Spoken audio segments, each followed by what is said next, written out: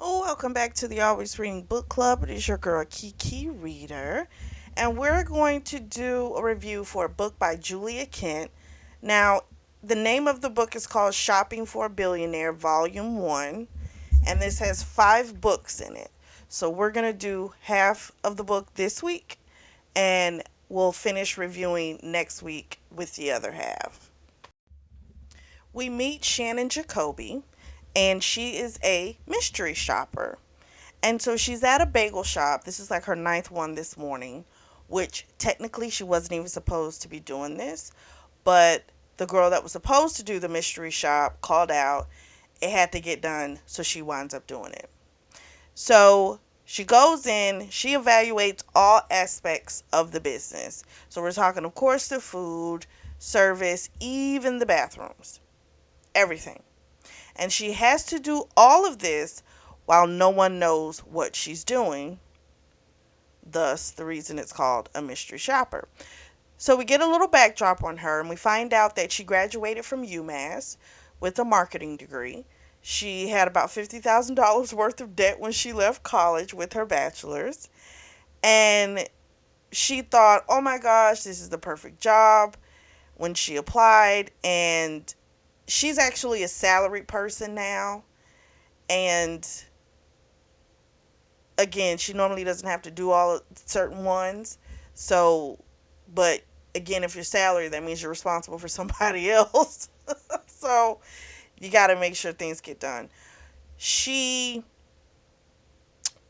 has an ex boyfriend named Steven who dumped her maybe about a year ago.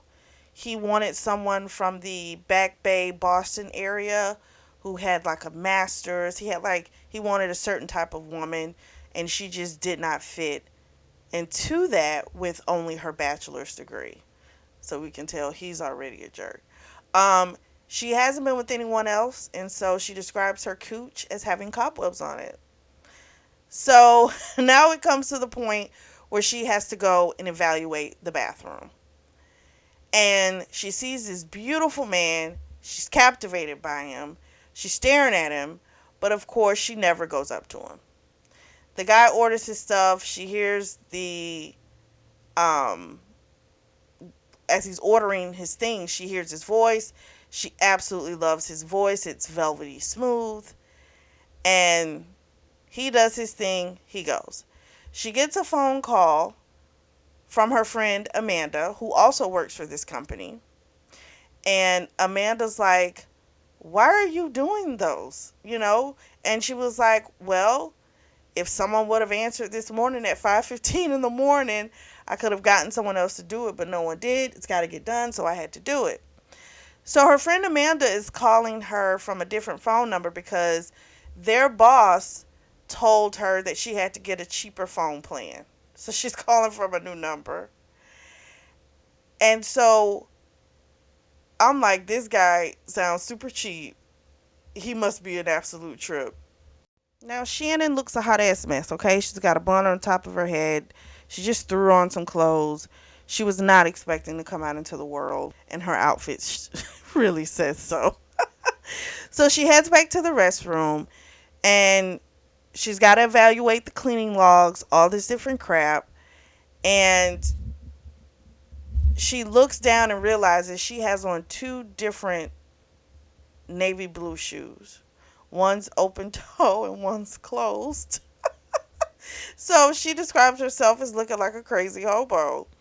So while she's going and doing her little audit of everything, she goes to flush the toilets and someone's coming in. So she ducks into one of the stalls and she sees the business shoes and she's like, oh my God, it's Mr. Sex in a suit. So she perches her feet on top of the toilet so they can't see her because she has that open toe shoe. She's got red polish. She's not trying to get caught in there. Well, guess what happens? Her phone falls into the toilet. And she's trying to grab it. She's making sounds. And then all of a sudden, the door pops open. And yes, it's Mr. Gorgeous. and she's got her hand in the toilet trying to retrieve her phone. So the guy winds up picking her up, moving her, and she's a plus size woman. She's like a size 16, double D breasts, and he moves her, and she, of course, loves his touch, but she's got toilet water on her, okay? So they're having this back and forth, and he wants to know who she is. Well, she can't reveal that she's a mystery shopper, because if that ever gets revealed, like, those are grounds for termination. So she acts as if she wandered in there by accident. And she tells him she was on her way to class, and he goes, "Class?" He's disappointed, is what she saw in his face, because he's like, "You're a student?" And he's clearly assessing her, looking her up and down. And so he tells her his name is Declan McCormick. She says her name is Shannon. And the clerk, or whoever the manager might be, his name is Mark J. He bursts open into the restroom, and he's like, "What are you doing in here?" So she can't have her cover blown, right? And Declan looks like he suspects what she might be, um, but he doesn't know. So the guy Mark goes, "Are you from the health department?" And she just kind of alludes to the fact that they're in there, like they're messing around. That's what she kind of gives Mark J, kind of making it seem as if her and him were messing around, her and Declan. So the Mark J guy leaves, and then Declan starts to wonder again. He's like, "How do you know his name?" Because she called him Mark J. Well, she knows it's Mark J because she's doing a whole evaluation on this place, and she had to write that information down, so she knows it. Um, but what she tells him, they're banging, and she starts describing all the different places that they do it when they're here, and then she dashes out because this 10-year-old boy winds up walking in there, and he's looking like, "What the, like, did I walk into the right restroom?" And that's her way to get out of Dodge. And the Mark J guy that she's walking by, I'm sorry, running by, he just goes, "Have a great day." So she gets to her car, which is an old Saturn, and she has to use a screwdriver to crank the car up, because her key broke off in it. So she hauls ass. She get to her apartment, which is a 1 bedroom over a garage that she shares with her sister Amy. And she's got a cat named Chuckles, kind of like a mean cat. Her mom is there. Her mom's name is Is it Marie? I think Marie. And her mom's a yoga instructor, and she's trying, you know, she's very concerned about our girl Shannon getting married. But not just getting married, but getting married to a wealthy individual so that they can get married at the Farmington Country Club. Because ever since her mother has turned 50, her friends are planning weddings for their kids, and she wants to do the same. So there's all this pressure about her finding someone, and she thinks her job is like so low. The mother, it's insane. So the reason her mother is at the house is because when Amanda couldn't get her, Amanda called, which is her best friend. Amanda called her mother, and now her mother's at her house. So I'm kind of wondering what happened, that it's only been 30 minutes and they freaked out that bad because they hadn't heard from her. So I'm kind of like, there's got to be a story behind why she needs to be in constant contact with people, or something's going to happen. Or they could just be, just could be an overbearing mother. I don't know. We'll see if something, if we find out anything. But I'm like, something had to have happened. So while she's getting herself ready to go into the office, um, she's finally able to kind of escape her mother. Her sister is She does. They say it's something similar to a venture capitalist, but not on the high end. It sounds a lot like she does a lot of GoFundMe. So I don't know what the sister does. It just sounds scary. And I mean, she can't too much be a venture capitalist if like they're living in a one bedroom. They're in Massachusetts in the Boston area. So I'm quite sure it's expensive there. But yeah.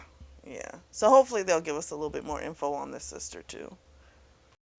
She gets to work, and thankfully when she got there, they were able to save. She had backed up her information to the cloud. So the only thing that was left was just like the like smaller portion, which I want to say is the bathroom portion, the restroom portion. And so she can complete that. She can finish that. But she got to remember she had done 8 other places prior to this.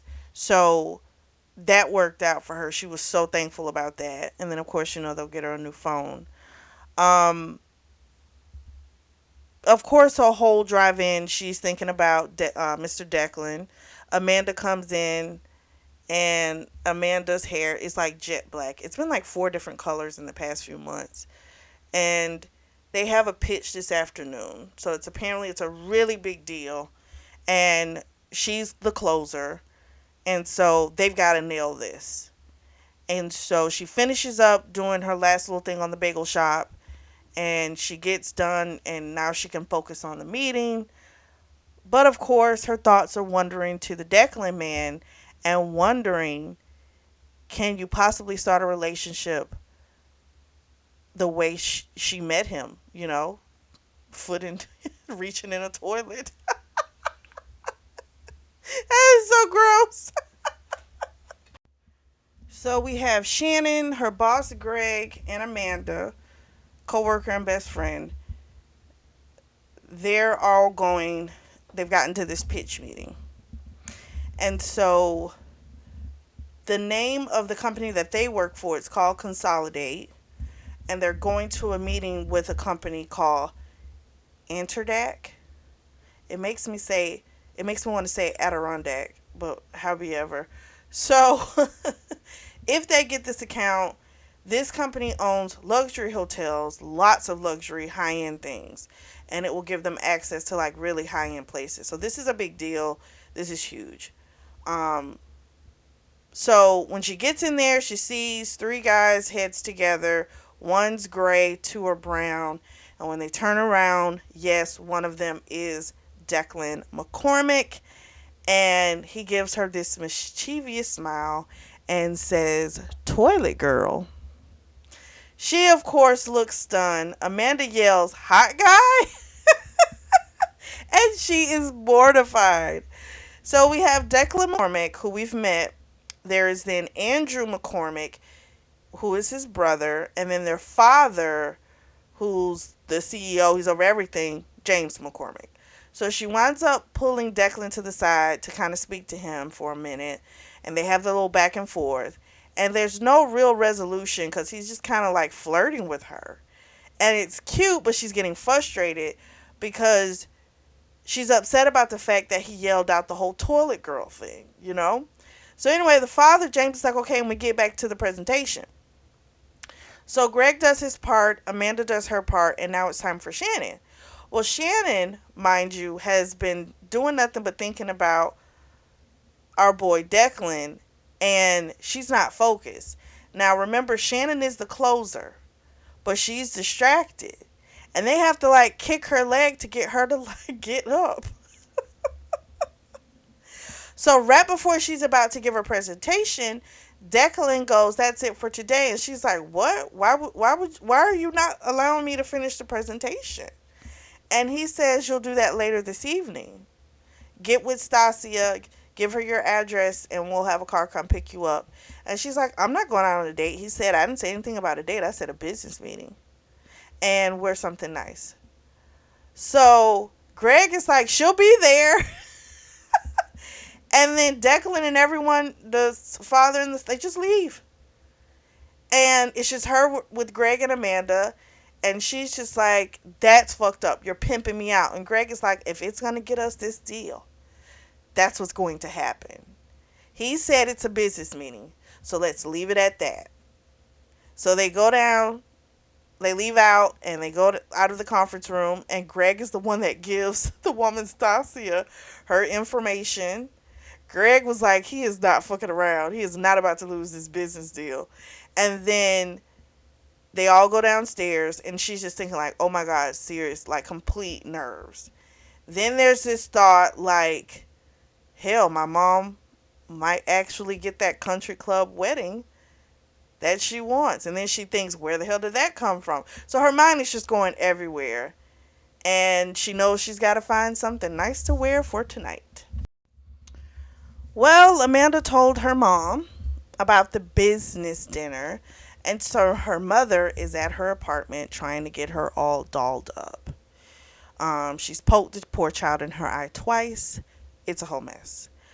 She eventually gets dressed. Her sister Amy comes home and she's about to walk out. And of course, the mom is like, Shannon's got a date with a billionaire.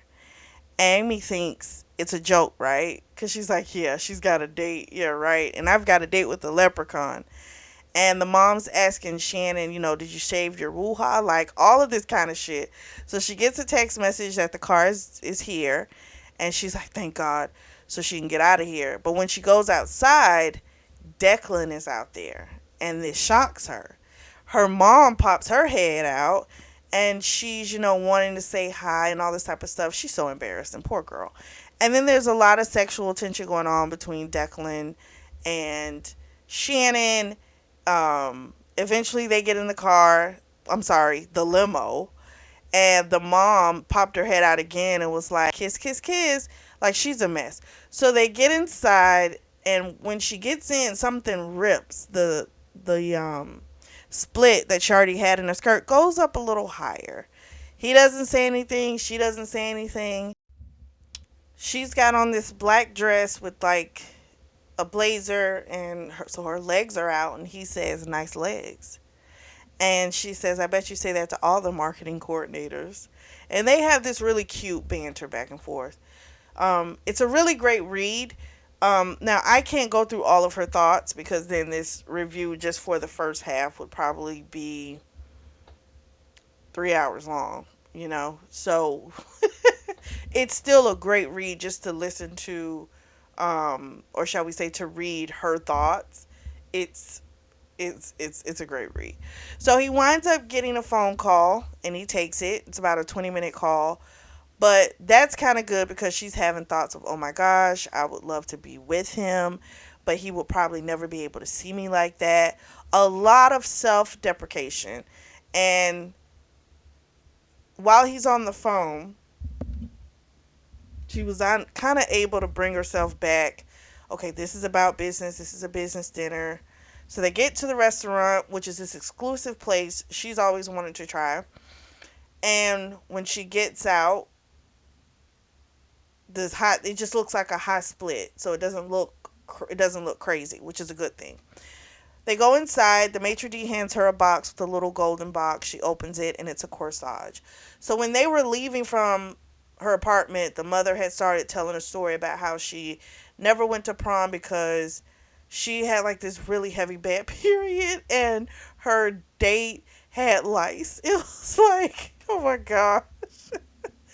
And so he tells her he never went to his prom either. So this was his like really super sweet way of giving her some. This is clearly not a business dinner. I'm sorry. Like if you're doing something that fast to try and show that you're paying attention to someone, this is not a business dinner. But anyway, we find out the reason he missed his prom is because his mother died the day after the prom. So she had been in the hospital for a while. And she, of course, has this very emotional reaction to it. And she's like, oh my gosh, I am so sorry. And it was genuine. And he was like, thank you for reacting that way. Normally people don't react that way, you know? And she says, well, I'm not like everyone else. And so she tries to bring it back to the account. And he said, you've already gotten the account. She's like, we do? He's like, yeah. He's like, now I want more. I was like, damn.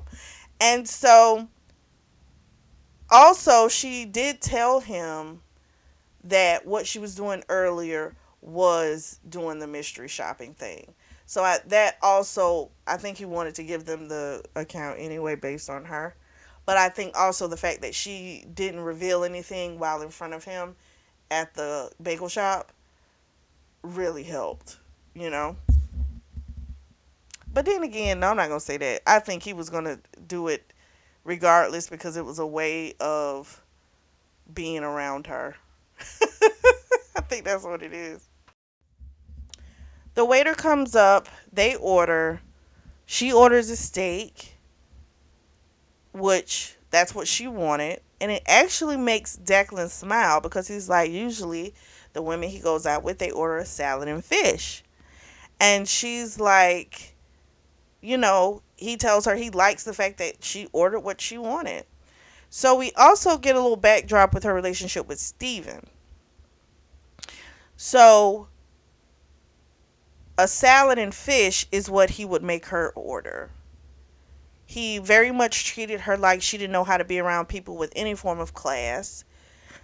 He definitely helped with the self loathing. Um, Declan can hear that, you know, this clearly still bothers her and it pisses him off that someone would make her or try and make her feel that way about herself. And he tells her, like, you shouldn't let someone make you feel any type of way about yourself. Don't do that to yourself.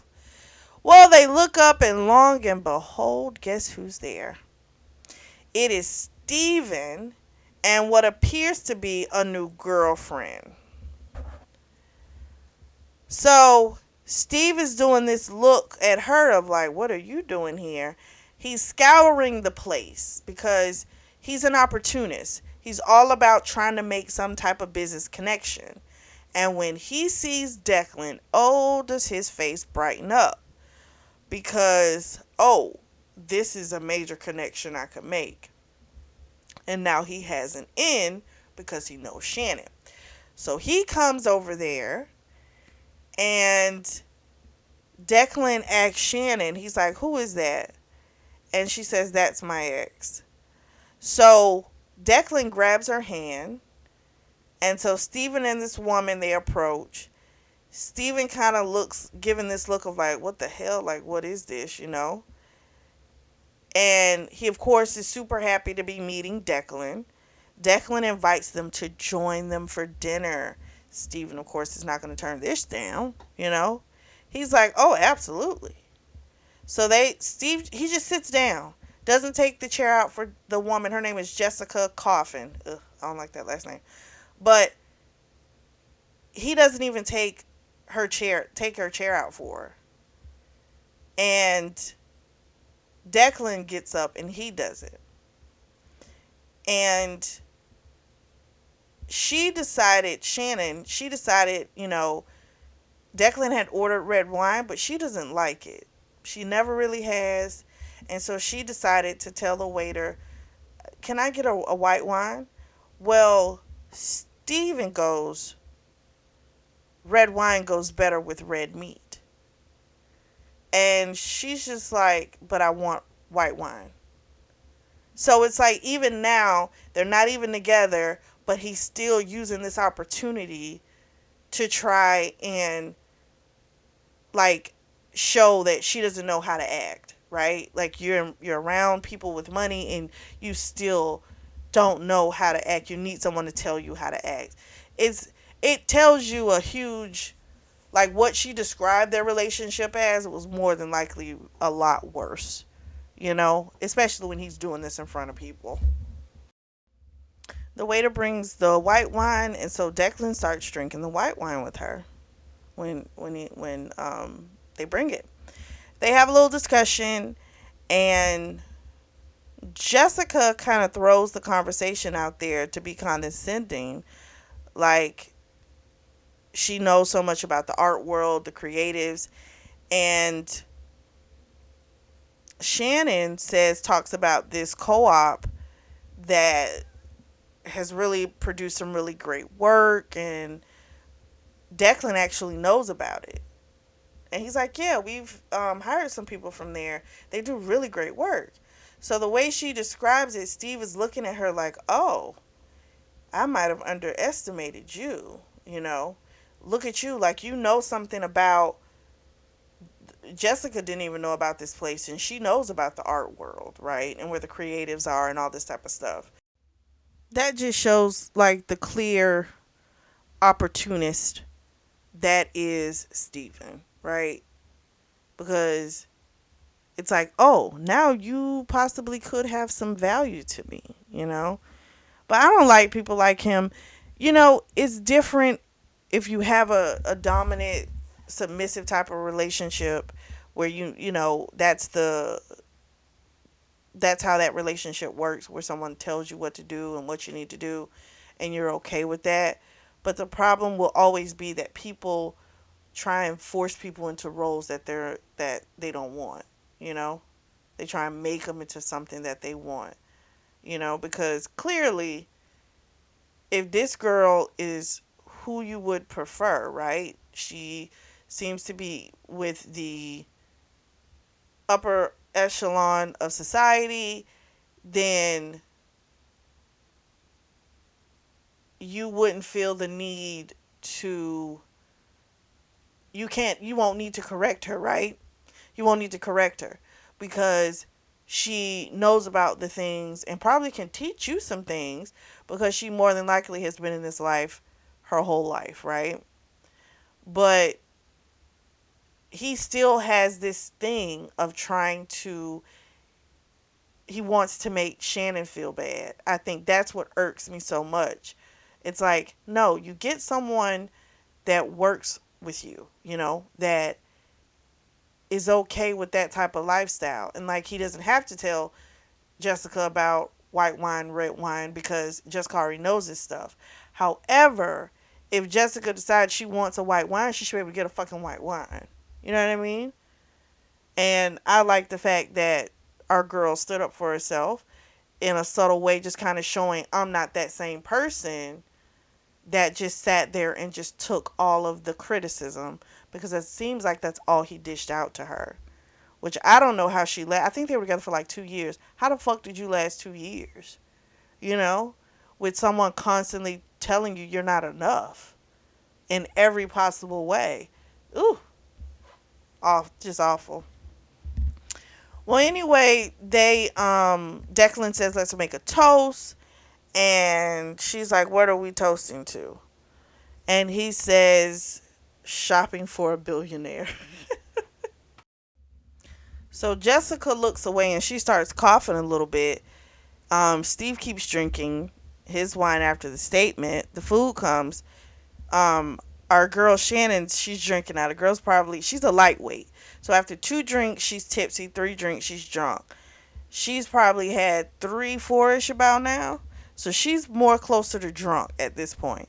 So then Declan puts her hand on his no, he puts his hand on her thigh.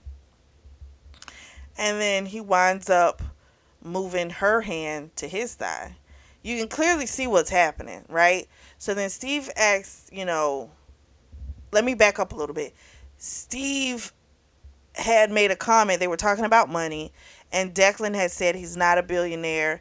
It's his father's company, so technically he's not. Um, and he's telling Shannon, he works for a billionaire, but he's not personally a billionaire, right? So this is Declan. Steve says, I'm just a millionaire. But Shannon's thinking in her head, are you really a millionaire if you've got 1.5 million in assets and 1.2 million in debt? She's like, are you really a millionaire? And then Jessica makes a comment about size, saying size does size really matter? And kind of like a double entendre about penis size and bank account. So clearly she was trying to say, does it really matter because you ain't necessarily got it like that on either front. He didn't even pick up on it because he is so enthralled with Declan. So after this little conversation, Shannon phone's buzzes. She winds up getting up and walks off to take the call. It's Amanda.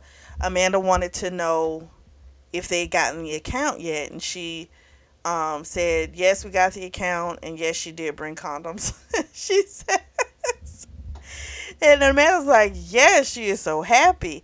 And then she tells her that Steven's there, and Amanda was like, why is he there? You know? And she's thinking that she's feeling some type of way, Shannon is, about the Steve guy, and she's like, we need to have an exorcist done for you to get over him. Like, he's just awful, X, Y, and Z. And so it makes her feel bad because this is someone she thought she was going to have her life with. But I'm like, I get that, but at the same time, if he was shitty to you, he was shitty to you, and everybody else saw it. You saw it, you just didn't want to look at it because you just wanted to be with him because you thought that's what you deserved. You know, low self esteem will have you in some real bullshit, you know. While she's talking to Amanda, another buzz comes through on the phone, and it's a text message from Steve saying, I think fate brought us together tonight. Then he's sending messages saying how she seems so different, so full of fire and confidence, all this type of stuff, and asking her if he can take her to dinner tomorrow night to catch up. And she's like, the hell? Then she gets another text message from an unknown number, and it's Declan. And he's saying how lonely his thigh is. So then she messages him back this quirky joke about, well, I've got to put the kids to bed, blah blah blah blah blah. He doesn't say anything at first, and she's thinking, oh shoot, was that not a good joke? But then he responds and says, well, hurry up and put the kids to bed and come back. And so she's like, oh my gosh. So she's smiling. A waitress walks past and says, and she says, I'm just so happy because I'm about to close a deal that I've been trying to for a long time. And then she hears a voice say, well, how long have you been waiting to close? It's our boy Declan. So then Declan comes up to her and they have this passionate kiss. She pulls away and then she kisses him again. And just a ton of thoughts are going through her head. And she's looking at him and she's like, this isn't like the way he looks at her. It doesn't look like I just want to hook up with you.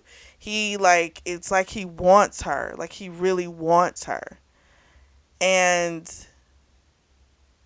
it makes her think, wow, those self-deprecating thoughts, they were a lie because this man really wants her and she loves it. Next day, she wakes up and she's got Amy, Amanda, and her mom all in her face, even the cat. And they want details. She's like, she needs coffee, you know. She's having flashbacks. And we find out that when she was kissing Declan, Steve came looking for her. And when he saw her kissing him, he did like this clearing his throat thing. And when she tried to pull back, Declan pulled her closer. He would not let her go. And he whispered something to her basically in a roundabout way, like not going back to being how, basically not letting someone treat you this horrible way, not going back to that. And we find out some other stuff Steven's been doing. He's been texting her mom. The mom got a text from him last night saying how much he really misses Shannon and he needs to see her, like all this type of stuff. That was this morning. I'm sorry, he texted her this morning saying all of this stuff. And she started to feel bad for Steve. But I think Shannon's a good person, but I think she's clearly overlooking major things. He misses you because you're with someone with power and prestige. That is why he doesn't really miss you. That's just a way of saying that, because if he missed you, he could have always sent a text message to say that, you know? So, and normally you can't really trust those text messages either. You know what I mean? So it's like, this guy's about access. You know, he's an opportunist. You know that. And this guy he's a part of $1 billion empire. He wants access to that. That's it. You know? And her phone keeps buzzing, and she's hearing about she talks about the Jessica Coffin girl, who they all know who she is because they follow her on Twitter. She's like an influencer or whatever. And just kind of like anything with her, it holds major weight. Like, this one place didn't have, wasn't doing anything, and she gave this amazing review of the place, and the place is now booked months in advance, so she's got some weight. Well, she eventually looks on her phone, and she's got like 24 messages, and I'm like, I hope all of these are not from the same person. So 15 of the messages are from Steven. They're this whole, I miss you. Are you and him serious? Are you exclusive? Is this a one night stand? It's not serious with me and Jessica. She was just trying to be funny about the bank account. That's not true. I forgive you. Like, all this bullshit. Saying, I miss the cat. How are your parents? Just a lot of bullshit, right? And then she has some from her mother, who's talking about, make sure you have condoms. But then again, it wouldn't be too bad if you didn't, because if you got pregnant from a billionaire, can you imagine the child support? Just a lot of shit going on in these text messages. And then there's one from Declan, which says he wants to see her on Friday, and he's going to bring chocolate and strawberries. So they had this strawberries and chocolate joke, and she had made it about, having saran wrap with that. And so this was the message that she loved the most, of course. Her mom comes in, and she, again, is team too much, trying to tell her what she needs to do, and that she needs just to do this and that. And so she changes the subject, Shannon does, because her and Amanda are mystery shoppers, and they have to go to a credit union the following week and do this. They're going to pretend to be a same-sex couple. And the mother starts to worry, because her mother thought for a long time that Shannon was gay, because she didn't like to wear makeup, and she liked to hang out in Northampton. She liked baggy clothes, and she kept to herself. And she thought she was gay. And the only reason she has a problem with that is because if she's gay, then she can't get married at the Farmington Country Club, because they don't allow same-sex marriages. But in Shannon's head, she's like, I wouldn't get married there anyway, just because they don't allow it. Like, why would I want to get married there anyway? You know? So then they start talking about sex toys, and Amanda's got to go to a sex toy shop. The mom knows a little something about this, because I guess her and her husband, Shannon's dad, they like to spice it up in the bedroom. To, like, after 32 years, you have to spice it up. And she's like, I gotta get out of here. So Shannon goes to the bathroom, and she's starting to come down a little bit, because she's gotten really worked up, which I can understand, because her mom is a lot. She throws a lot at her. She really is team too much. I really don't know how else to describe this woman, but team too much. So she starts to calm down a little bit, and then she gets a text message, and it no, I'm sorry, not a text message. It's a phone call, and it's from Steven, and Amanda walks in, and she says, don't you answer that. And Amanda can tell that Shannon looks a little disappointed, because she clearly would have preferred for it to come from Declan. And then the mom comes in, and a restricted number pops up, and the mom grabs the phone, and she's like, it's the billionaire. It's the billionaire. It's gotta be. And I'm like, oh my gosh, this fucking mother. It's like she's gonna ruin stuff because, and I don't know what the motivation is, right? I don't know if the mother is this way because she's seen what life without money is and she doesn't want that for her daughter. I don't know what the motivation is behind it. I don't know. But it's not cute and she needs to chill. So anyway, it thankfully it's not Steven, because I was thinking it could have been Steven, like because she didn't answer. Well, she answered it and hit end. I was like, he could be calling back restricted, thinking that'll make her answer. Thankfully, it was Declan. And she takes the phone and she gets from around them. She goes outside. They have a little chit chat. And so basically, he wants to take her hiking on Friday. And he wants to show her there's a meteor shower. And he wants her to experience that with him. And she likes that idea. She thinks it's super sweet. And she starts thinking again, she's got to doubt it, right? So now she starts to think, what if he has like this toilet fetish? What if that's why he's after me? Because it's not gone away completely. Like she'll have a moment where she, comes out of it, but still it stays with her, that non-confidence, right? Like it can't be real. He can't really be liking me like that. It's got to be something else, which I hate for her. But again, it doesn't go away that fast. Something that you've done to yourself for so long, right? I'm quite sure she's had this issue since she was a kid, so we can't expect her to all of a sudden not have those issues.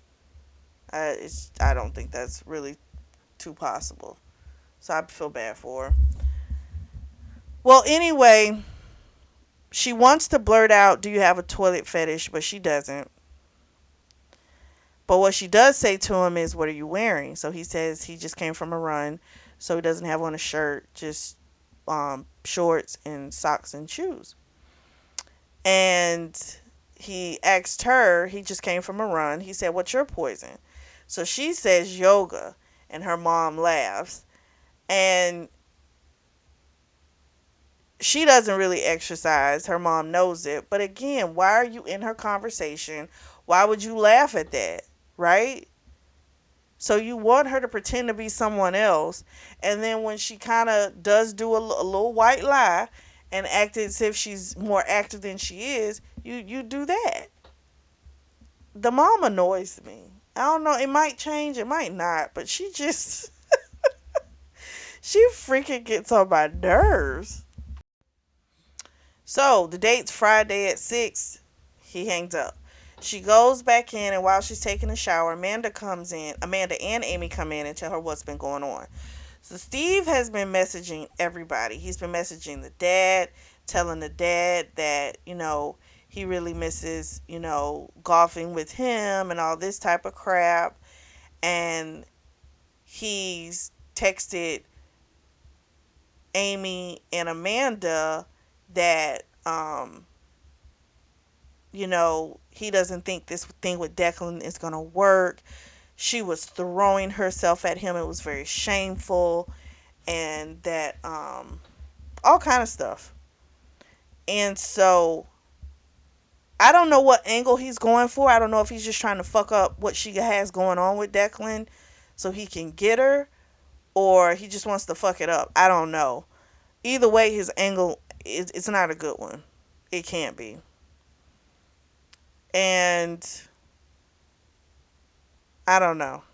But the fact that he's messaging everybody, he's trying to get everyone on his side to make her force her to like leave this guy that is clearly a lot better than him. Not because he has money, because he treats her like a fucking human being and treats her with respect.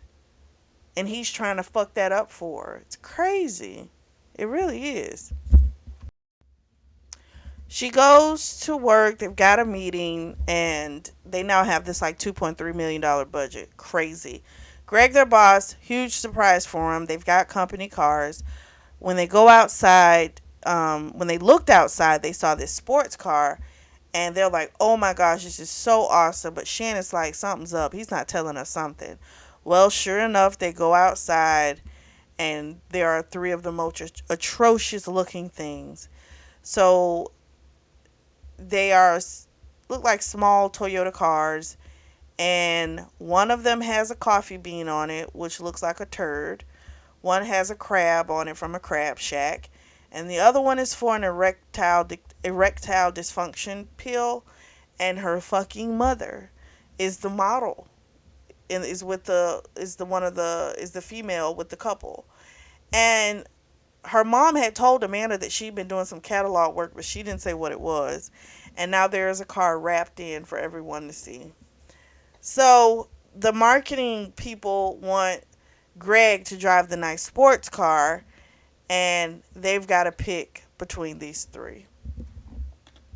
So Shannon winds up with the coffee bean, aka the turd mobile. Um, and as they're out there, she's still pissy about the situation. And she asks, like, is this contingent upon my job? Other people are like, this is great. We'll deal with it. There's like a $200 bonus you get each month if you drive over 1,000 miles in the Boston City area. So to everybody else, it's a win. Shannon's still on some embarrassment shit, and then Declan pulls up. He's in a limo. She goes over, but it's not just Declan. His dad, James, is there as well. She greets them. Declan gets out, and the daddy's like, we need to leave now. I have a meeting. I have meetings before yours. And so Declan was like, well, then just take the plane. You just go yourself. I'll take a commercial flight. And the dad was like, are you serious? He was like, he typed in his phone. He's like, it's done. So the dad drives off, and he tells her he just wanted to see her. He's going to be gone for 3 days, and he didn't want to wait that long before he saw her. So that's why he stopped by. So they have this nice kiss. Everyone else kind of walked away. Then they came back, and Declan really was going to take a commercial flight. But then his dad messaged him that he's coming back to get him. So he's like, all right, I got about 5 minutes. And so she winds up asking him, why me? And he's like, why do you keep asking me that? He's like, you kept asking me that last night too. He's like, I guess, what happened? She was drunk last night. So she was singing. She was having a good old time. His driver likes her because she's funny. And he told her, you're real. He said, you don't fake the funk with me. You are who you are. And I like that. And then he leaves when his dad pulls up. We find out she's been getting text messages from Steven. They've slowed down a little bit. We've now reached Friday. It's the day of the date. She gets a phone call from her sister, her older sister, Carol. Carol has two boys, and I want to say they're like 4 and 7. And we find out Carol was married to this guy named Todd. They eloped, and he wound up being no good. She got a child support check for like $11 because apparently he's in prison. And she was calling to ask her to babysit, and she almost thought about caving in, but she's like, no. She's like, I have a date. Her sister thought she was being funny. She's like, no, seriously, I have a date. And here's my thing. You made your choices, baby. You got married. Turned out he won shit. You got these kids. She don't need to postpone her life because you have kids. Sorry, but no. And the fact that she hasn't been on a date in a year means that more than likely every time you fucking called her, she's been there. So if I can't do it this time, you better not give me an attitude. You know what I mean? So I'm glad she was like not canceling her date because she didn't need to. She deserves to go out and have herself a good time. I'm sorry, but fuck them kids. I'm sorry. Those are not your kids. She heads home. She's still getting some messages from Steven, but when she gets back to her apartment, her dad is there. Her mother's there. And her mom's like, I gotta get you ready for your date. And they talk about how they met, all this kind of stuff. And we just find out that the father, they've got a bet going on. And the mother is betting that her kids are going to get married at the Farmington Country Club. He's betting against it. I don't know. They're just a lot. And I'm like, she's got to get ready for her date. I don't know why she fucking told him. I really don't. Like, I would have said it's Saturday. So that way she could have just gotten herself done in peace, because it's like you got this whole thing going on because the dad is talking about anal when Amy's there. It's so much chaos. The cat had a dead mouse. The dad sat on it. It was just a bunch of shit, right? And when he threw it, it lands. No, I'm sorry. He didn't sit on it. I think the cat dropped it near him or some shit like that. He threw it, and Declan was coming up. It's too much going on in this house. This apartment is too much. And she just should have told him it was another day, and that way she could have just had the regular nerves of getting ready for a date and not the compound of this fucking chaotic family, you know, on top of her nerves. It just puts too much pressure. It really does. So she's in the bathroom with her mom. Her mom's just kind of giving her advice on how to deal with a man like Declan, and that this is like an audition to see if she can be in his world. And to Shannon, that sounds like Steve, but the mom's like, no, Steve is different. Steve is a scrabbler. He always will be. He's trying to prove himself. Declan already is that person. He doesn't have to prove anything. Um, she's like, if you're not grounded in who you are, you'll just float away with someone like Declan. And so as she's talking, it really appears to Shannon like this is coming from experience. So she definitely wants to know the story because she is not talking about her father. So then eventually they are able to get out of there and head out on their date. He's got his fancy SUV outside. She gets in. The letter feels like butter. She's thinking, why can't underwear be made out of the same material? It feels too good. They kiss. He makes a comment about how it seems like whenever he comes around, something crazy happens. And she's like, no, that's on me. He says that they're going to be doing what they're going to be doing with the chocolates and stuff like that. And she asks him, are you not part female? And he says, oh, I guess I'm going to have to prove it to you. And they kiss again, and then they leave. They're on their way. So they get to the place, which actually isn't far from where she lives. And it's really neat. It's really amazing. They take this walk up the woods. He does tell her how much he really likes her, and how all the other women he's ever dated, they've only been about his money and his status. And Shannon, of course, is like, well, I don't care about your money or your status. I really don't care. And he was about to say something else, and she was really loving him saying these like really nice things to her, and because she's never heard them, right? Which is sad, right? That she's in that relationship for those years and she never heard these beautiful things. It's just sad. Um, so anyway, she knows she's feeling a lot, and she doesn't want to scare him, and she doesn't want to say too much too soon.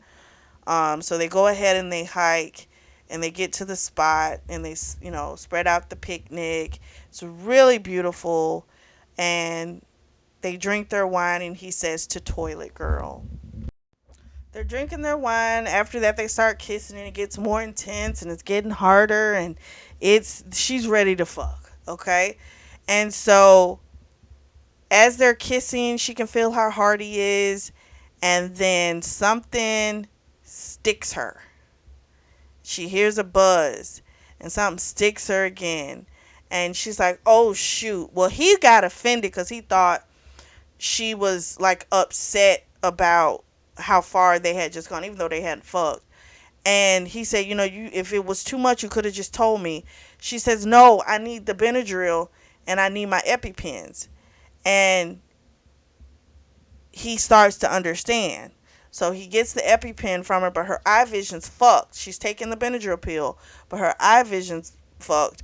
And she winds up sticking him in the groin with the EpiPen. Thankfully, she's got a backup. And so he gets that one. He turns her over and sticks it in her butt, picks her up, and he's already called the ambulance. And so he starts running towards the vehicle. And she hears this wheezing, and she's thinking, oh my God, he's wheezing because I'm so heavy. But it's not him, it's her. She's fighting to breathe. And then everything fades to black.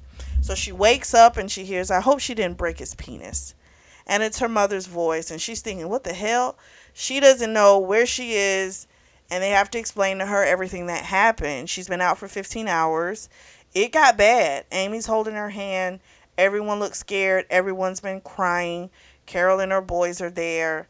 The boys have been crying. Like, this was serious. So she got stung by two bees. She didn't, the EpiPen, she didn't push it into his penis. It was in his thigh area. So that's good.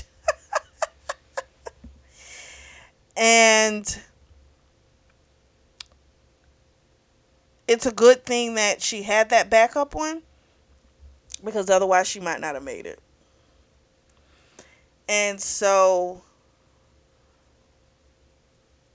it got real to her, like looking at everybody's eyes, like looking at Jeffrey, who looks like he'd been crying, you know? And he can't say penis because he has a lisp. He says penis.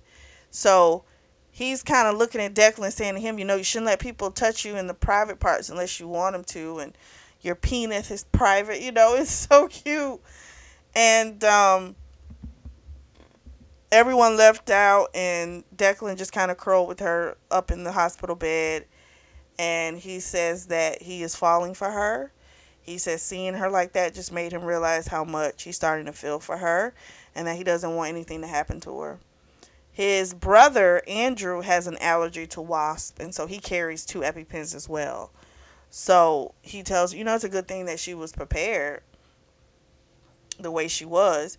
She describes to him a time when she got bit in college with Steve, and how this fool hollered and ran off and didn't come back until the paramedics came. And so to him, he's like, oh my God, he's just so useless, you know? He was like, he is so useless. And he is. And she asked him how his mom died. He didn't answer. He changes the subject. And they wind up drifting off to sleep together. And for her, he's the full package. And he also tells her she's the full package for him. So they definitely have fallen for each other. We fast forward a few days. She's gotten out of the hospital. She's still wrestling. Declan is in New Zealand on business. He did try to get her to come, but her mother was like, you are not taking my daughter to be killed by bees over there. So she's now sitting at a Mexican restaurant with Steven. Yes, Steven. He apparently has been blowing her phone up all week, saying how much he needed to see her, and he was so concerned. So she agreed to come out. He keeps calling it a date. She keeps saying it's not. He winds up telling her father that something like he knows that she really isn't dating. This is what Steven says to her. Let me say it correctly. He says, I know you're not really dating Declan, and that you just did all of this to get my attention, and clearly it worked because here I am. He's like, you won. She goes, I won. Almost choked on a tortilla chip. And she tells him, I don't want you. And as they're talking, Declan walks up.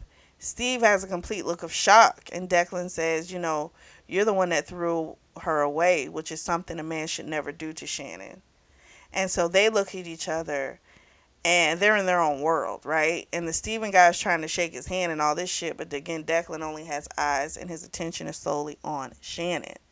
And they wind up getting up and leaving. I loved it. So they head out, and when they get to his limo, they kiss, and she's like, oh shoot, I drove. He's like, it's okay, I'll bring you back.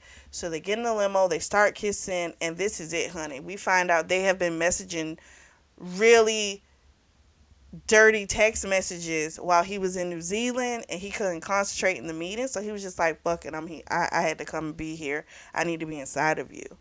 And so he made sure to come back and to get her. So they wind up having a nice heart fuck in the back of the limo, and she has the giggles afterwards, and he's like, I've never had sex and someone have the giggles afterwards. And she's like, no, it's not you, it's the fact that I just had sex in a limo. You know. And he says, well, what about love in a helicopter? Sure enough, she looks up. There's a helicopter and it's starting to spin. They go. He takes her somewhere in the Boston Harbor to a place where they can have dinner.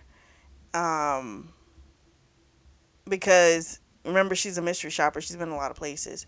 So she is in absolute heaven right now. It's like she's just had great sex. She's on cloud nine. So he takes her to a lighthouse and he's had dinner prepared there. And so she, of course, is going through all her gazillion emotions as they're walking up the stairs. And while they're eating, he had steak and lobster. And he's like, please tell me you're not allergic to shellfish. She says, no, I love this stuff. So she starts talking to him about the things in her head, right? And how she wanted to know, like, how did you know what to do? Well, we find out his brother is allergic to wasp, which we found out before. But apparently he had gotten bitten and his throat closed up and they had to get him to the ER. And she had made a comment like, normally that doesn't happen on the first time. And she wanted to know, what did his parents, you know,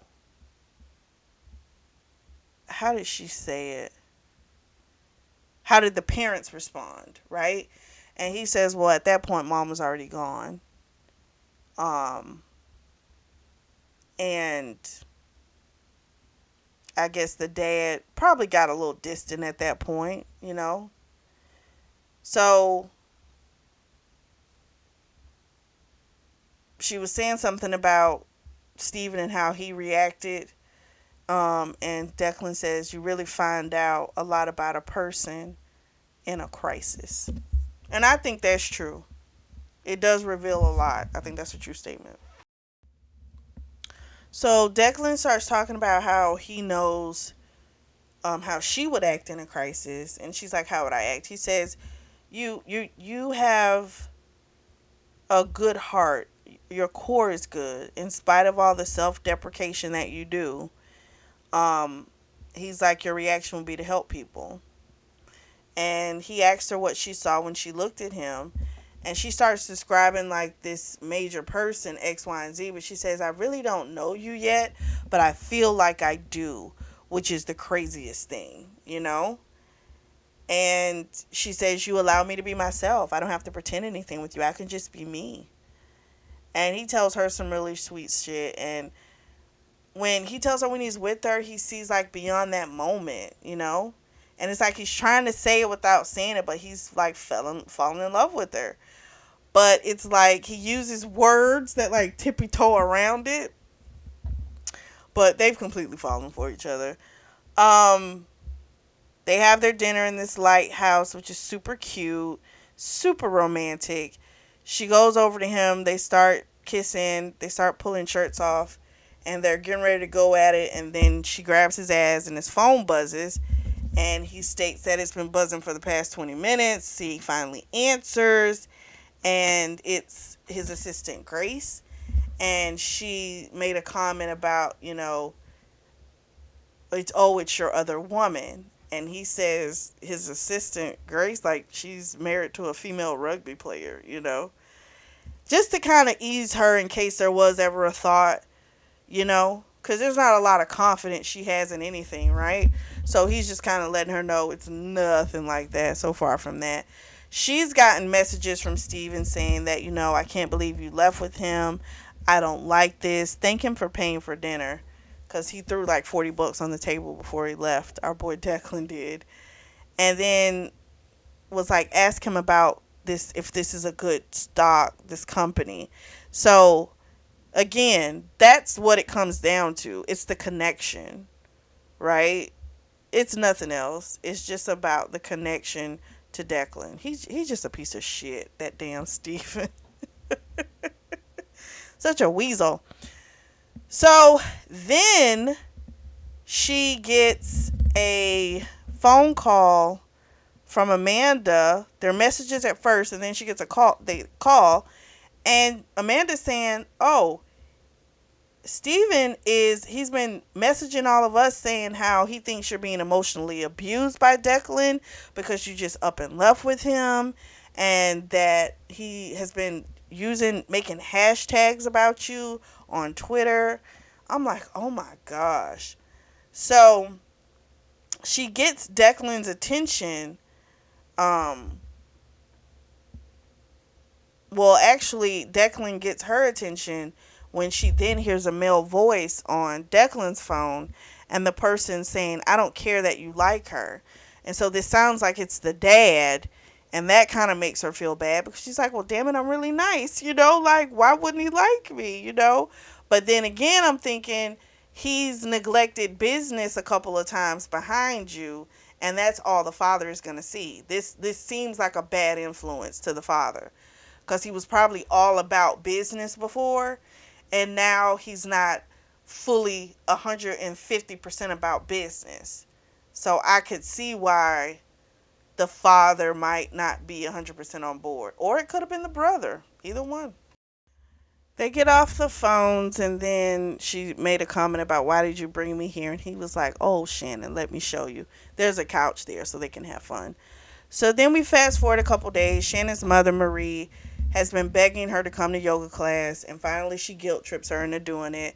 But what she doesn't know is that this heifer, while Shannon wasn't paying attention, she took Shannon's phone, pretended to be Shannon, inviting Declan to come too. So now we're in Shannon's living room with her mother. They're all about to go to fucking yoga.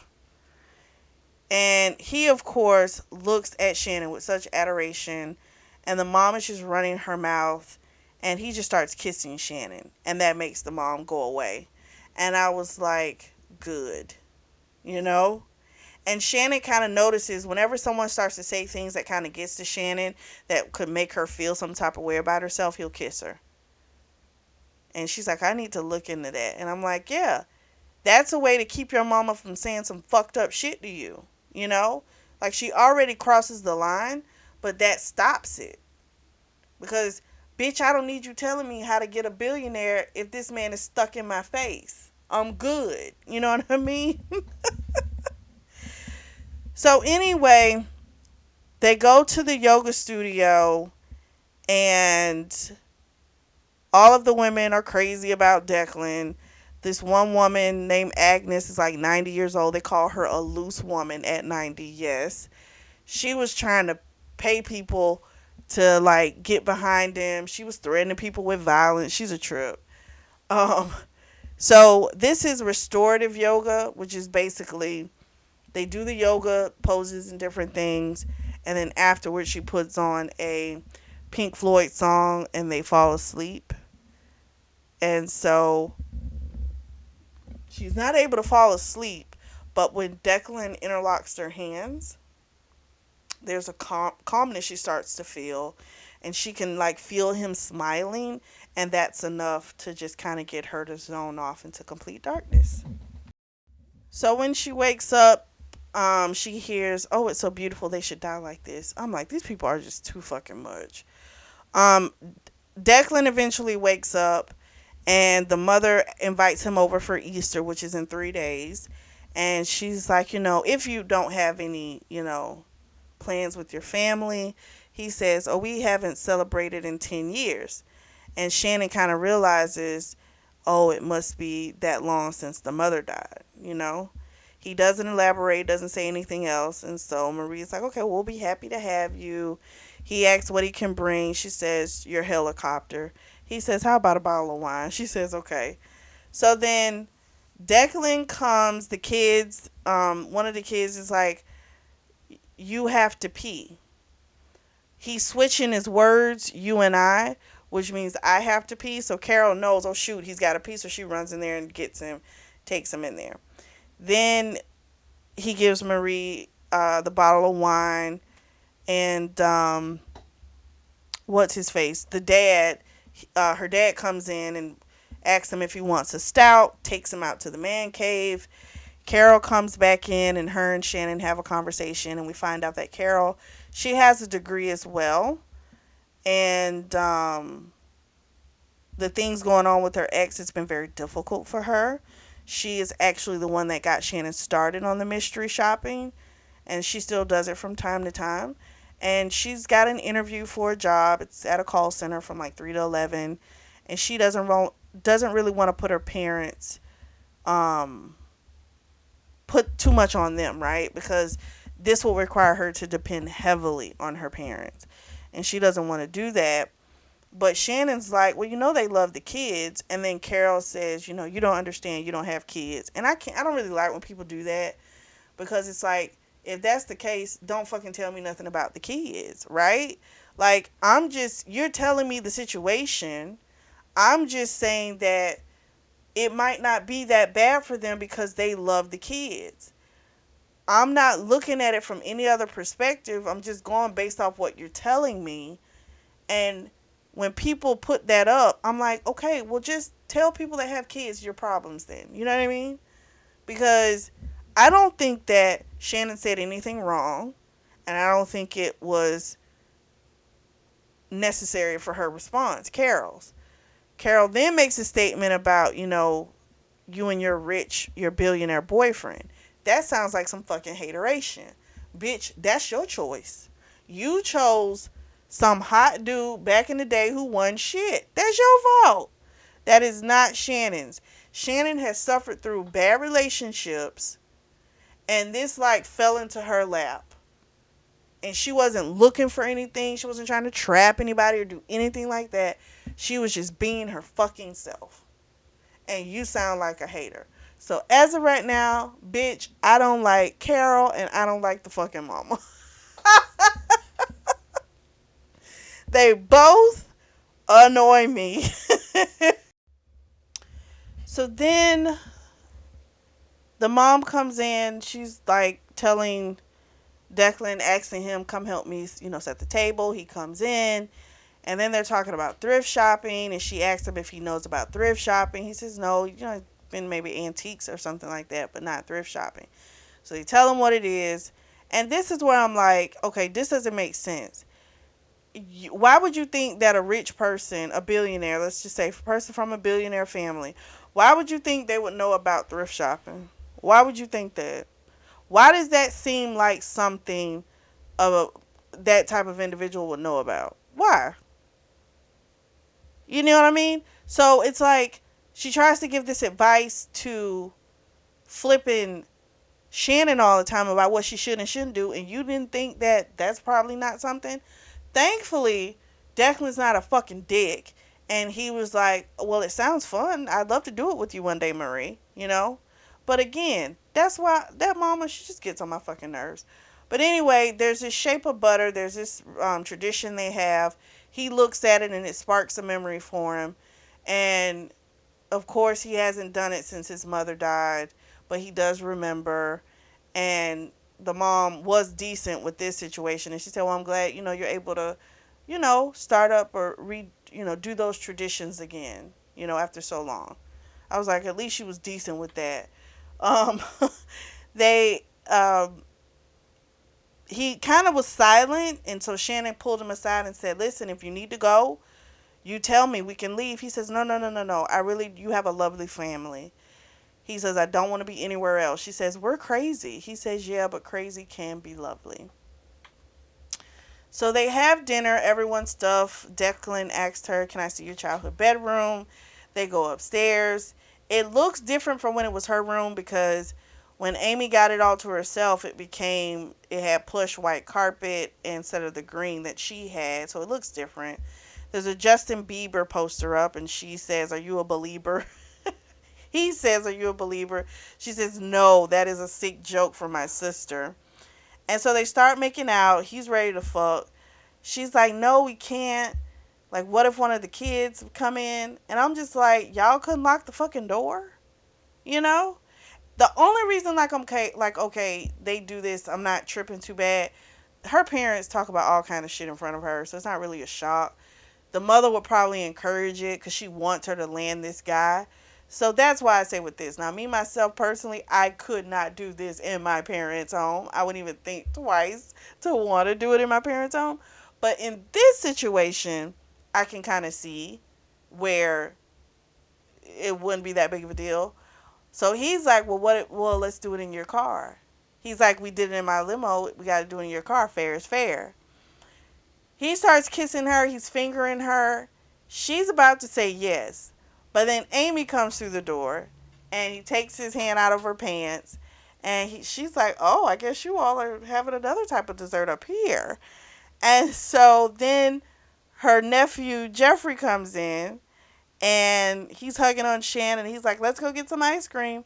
So that's their tradition. They go have ice cream, and then they go see the latest movie, and they're going to see the latest Pixar movie.